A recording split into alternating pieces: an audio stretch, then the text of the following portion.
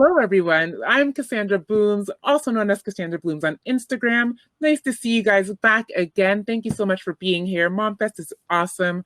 That last panel was awesome. And if you thought that was great and the topics were great, you're going to love this session here. Rika Wilson is going to speak about the practical things. A lot of the topics that we just discussed in the panel will be revisited here today, but in a more practical way. And she's going to hand us some tools and on how to manage the millions of things. Because as you can see here, I am trying to manage the millions of things, just like you are, Mom. And I'm just going to give it away. I'm looking forward to your session. Have a great time, Rika. Thank you, Cassandra. Thank you so much, everyone. I am just pulling out my slides here. I hope you have had a great morning into the afternoon. And I would just like to acknowledge first, acknowledge to use the slides.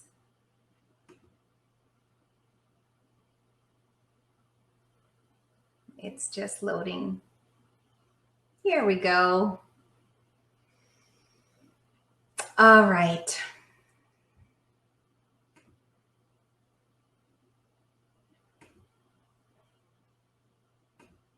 So what I'd like to do first is just to acknowledge the land of Toronto that most of us here are meeting, which is the traditional territory of many nations, including the Mississaugas of the Credit, the Anishinaabe, the Chippewa, the Haudenosaunee, and the Wendat peoples, and is now home to many diverse First Nations, Inuit, and Métis people.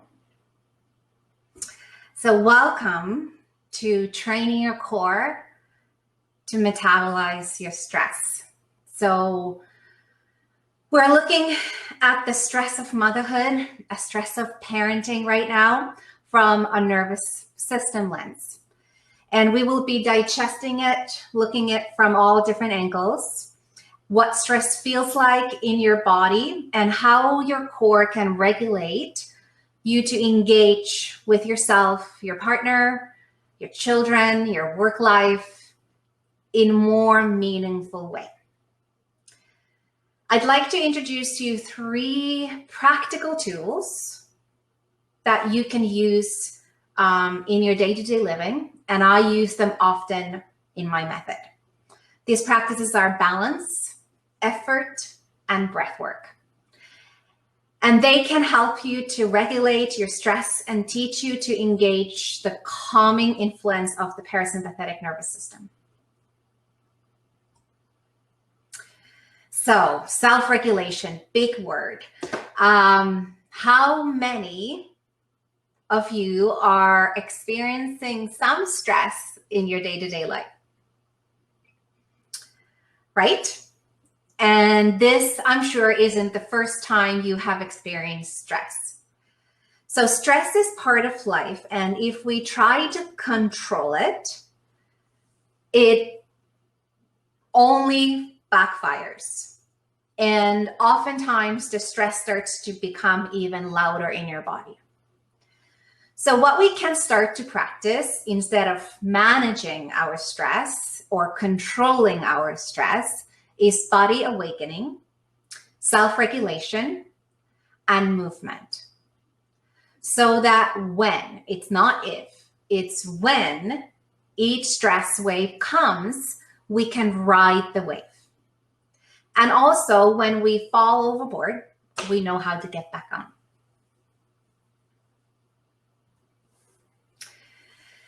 So first, we need a little bit of a baseline for how the stress feels in your body.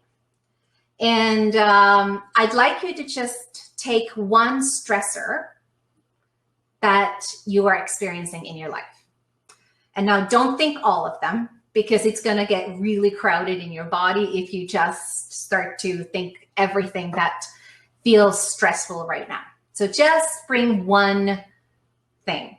whether it was the school lunch, whether it was running late to work, whether it was the argument with your partner. Just think about one thing.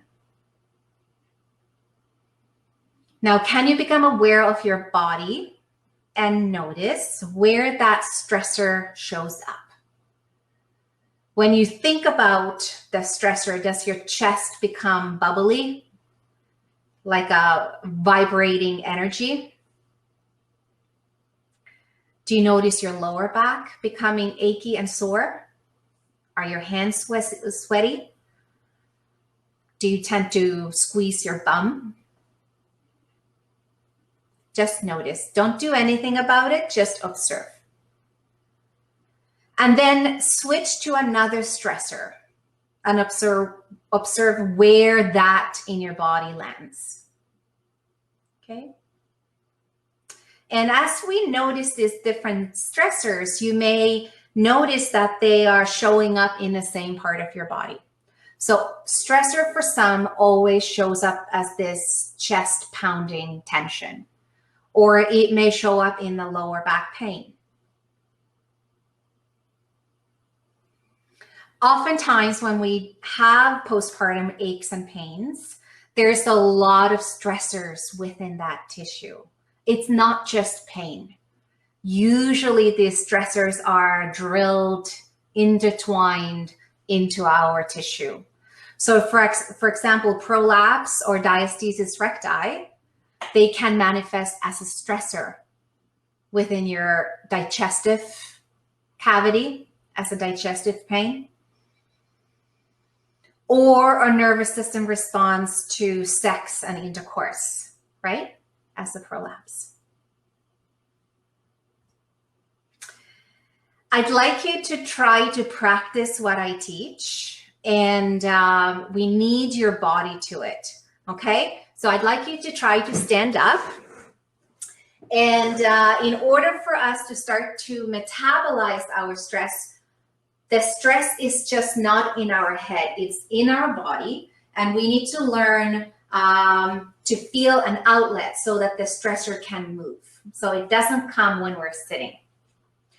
Now, just come to balancing on one foot. It doesn't need to look anything specific, just lifting one foot off. You're welcome to hold on to your chair while you are trying your balance. And now bring that stressor in. Think about that busy morning or the argument or when you yell to your kids. Just think about that.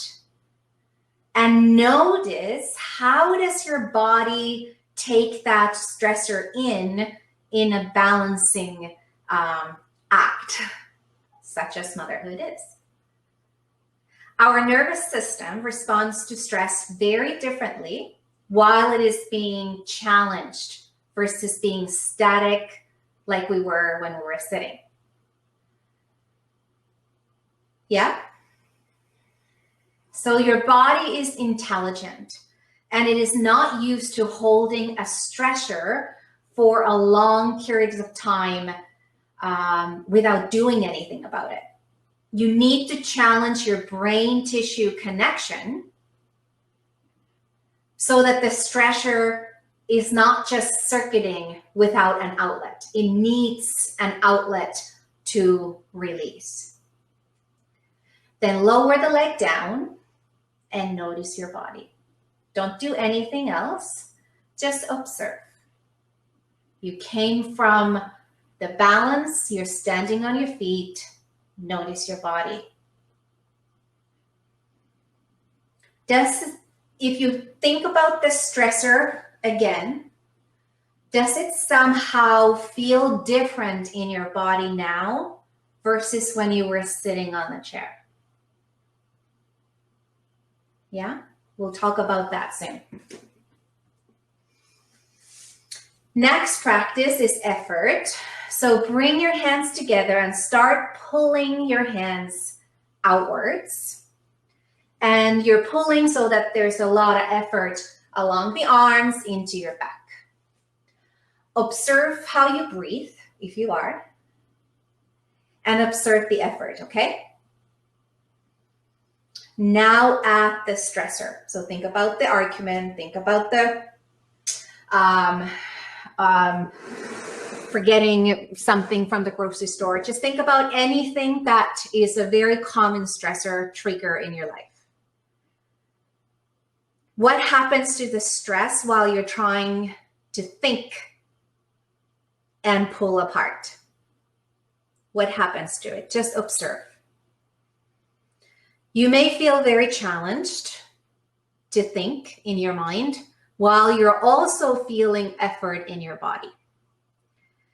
So this is what this image is showing here. The person is pushing a really heavy rock, and that's the stressor. So he or she better be strong to be able to push that rock. Otherwise, he's going to get in trouble, right? I don't think that person is thinking, shoot, I forgot to buy milk from the store, right? No, that person is putting every effort into his body to push the stressor away from him. Same with you. Pull apart, keep getting bigger into your effort, and notice how difficult it is to go back into your stressor. And then let your arms rest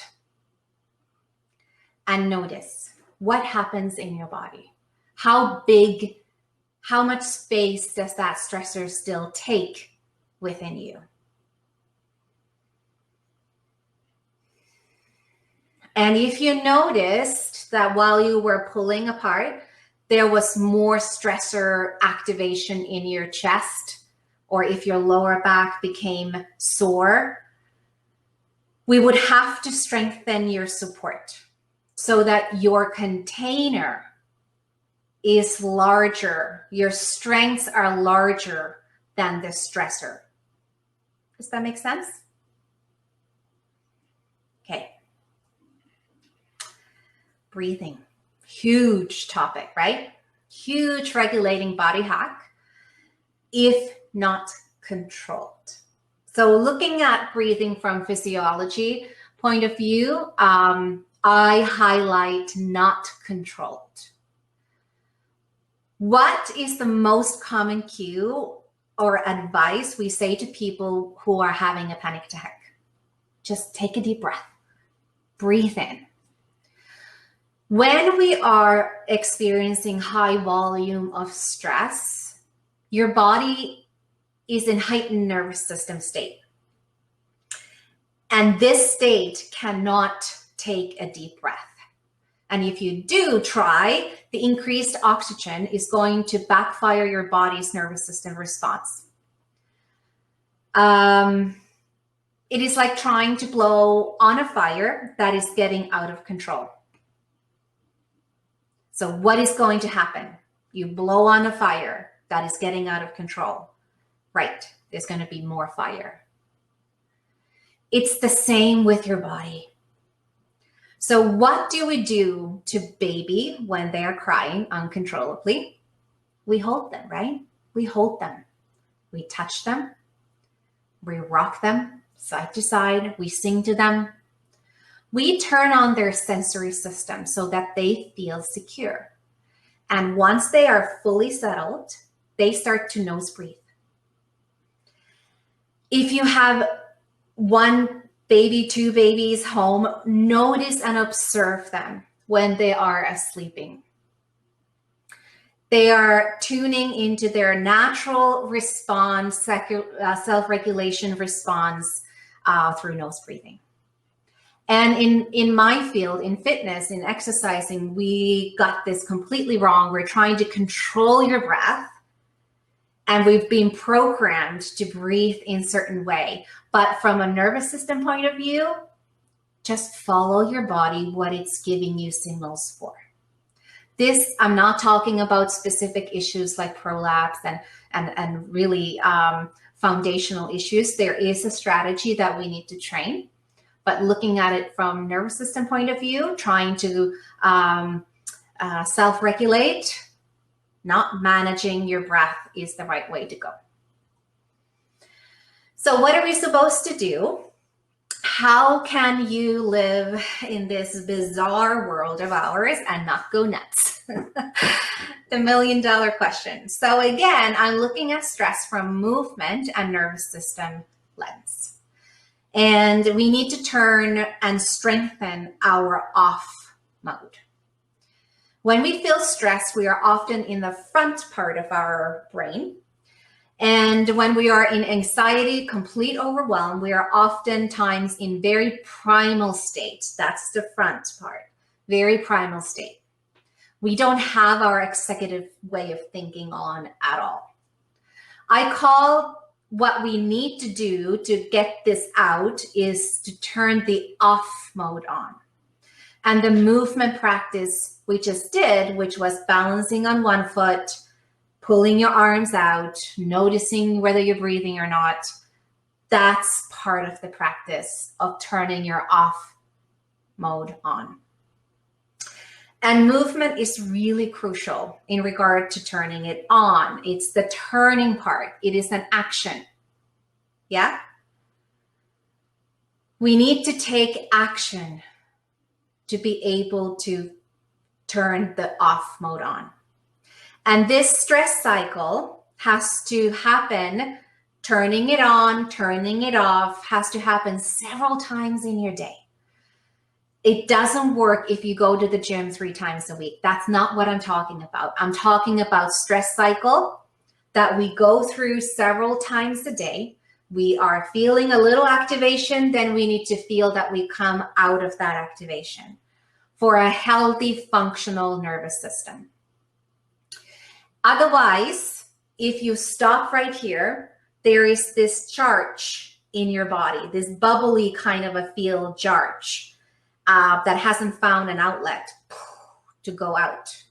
So if we go to bed here, there's this buzzing going on. Your mind is tracing back and forth between the school drop-offs, the health forms, the masks, the hobbies, right? And when you're here, and that's when your partner tries a move on you, and what are you going to say? You're going to say, are you kidding me? I'm thinking of the milk right now. There's no way, there's no room in our body to get intimate when we are at that heightened cycle of on switch. So we need to get and complete the cycle. Yeah? In order for us to feel intimacy and recognize arousal feelings, we need to be in this off mode. It requires surrendering. It requires our body to soften and settle in order to start feeling like having sex, right? And again, it may not happen if you just do a few push-ups 2 times a week. That's not what I'm talking about. We need to feel that our stress cycle comes to an end several times a day. Okay? I'll come to the questions after because I don't know how to switch back and forth. All right. Here's a very simple window of tolerance by Daniel Siegel, and she was referred with the ladies before me. So it's just a really good image to explain what happens to you during stress. At the top, we have hyperarousal. It is driven mostly from the sympathetic nervous system, very frontal brain, and the nervous system that wants to go, go, go, go, go. It's the on mode. At the bottom is hypoarousal, driven by the parasympathetic nervous system, the off mode. Now, either extreme isn't something we can live in every moment of our day, right?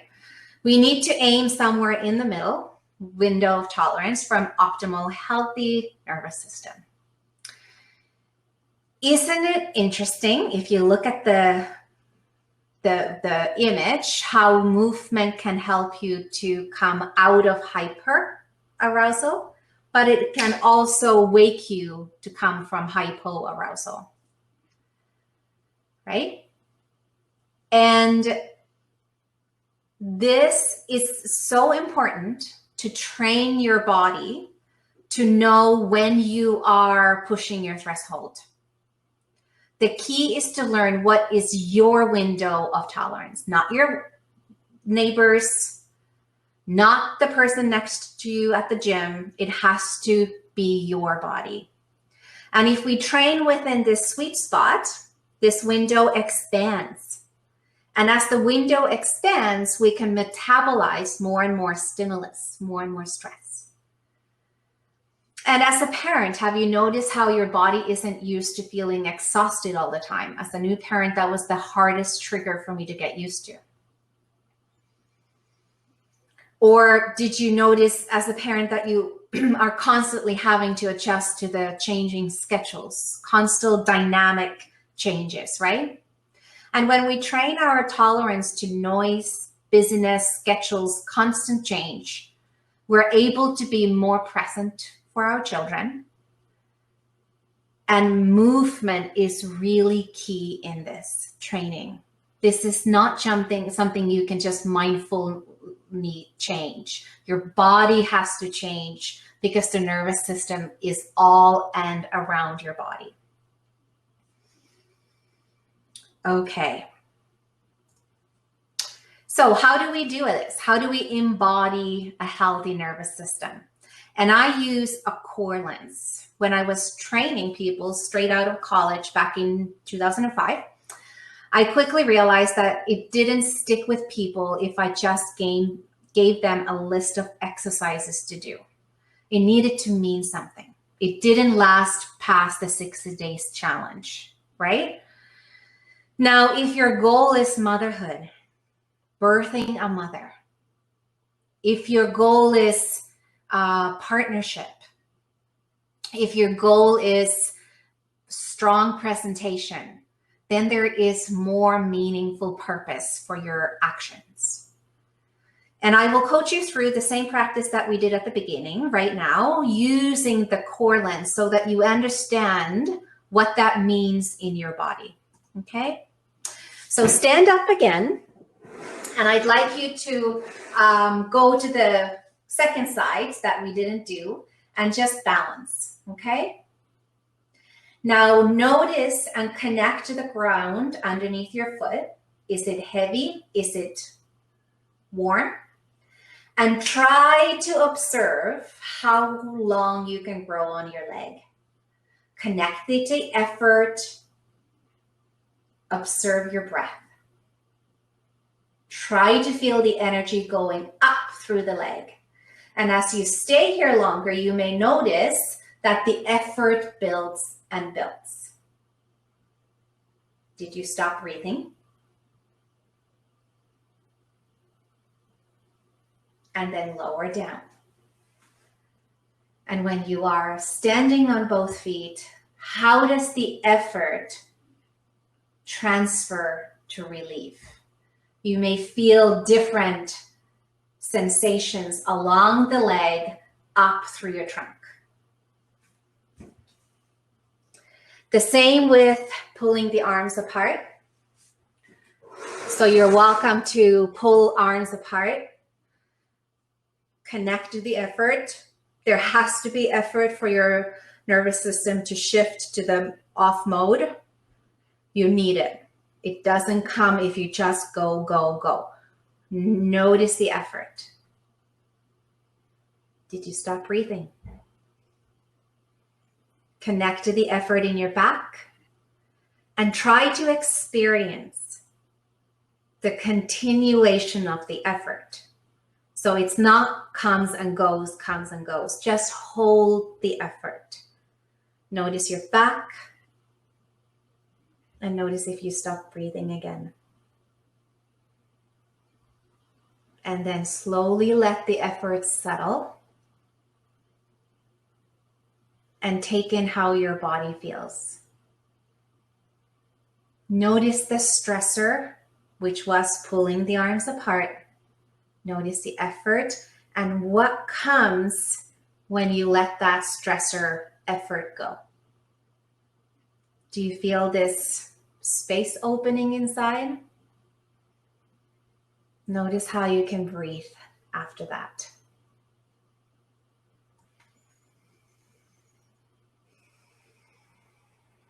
Self-regulation does not mean control. It does not mean managing your stress. Self-regulation is truly caring about your body. You don't have to, you never have to manage it, really. And what we need to do is need to learn to listen to the body. And when you hear its language, you will know how to respond to its stress rather than trying to control your stress.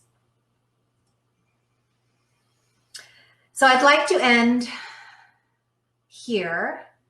I have an example of how I used this in my own body and the stress, but I would also love to see your questions if you have them.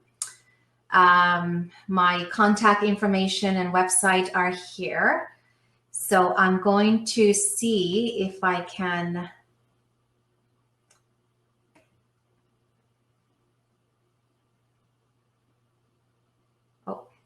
no, that's not it.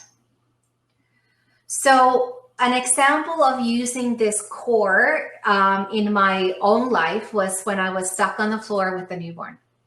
This was back in 2008, and all I had was my boob and a baby. My back was so raw and locked often, so I couldn't get off the floor. So all I had was my breath, and I stuck to it. I did not breathe deep. I just started to notice, when does my inhale come? When does my exhale start? When does my inhale come? When does my exhale start? And I had my baby. I was breastfeeding him on the ground, and intuitively, I just put my hand on the floor, and I noticed how it connected me into my back. And when I felt my back, I felt it my container. It's our I got this muscles, right? It connected into my off mode so that I could talk myself through the anxiety and panic, obviously, that was going through in my body.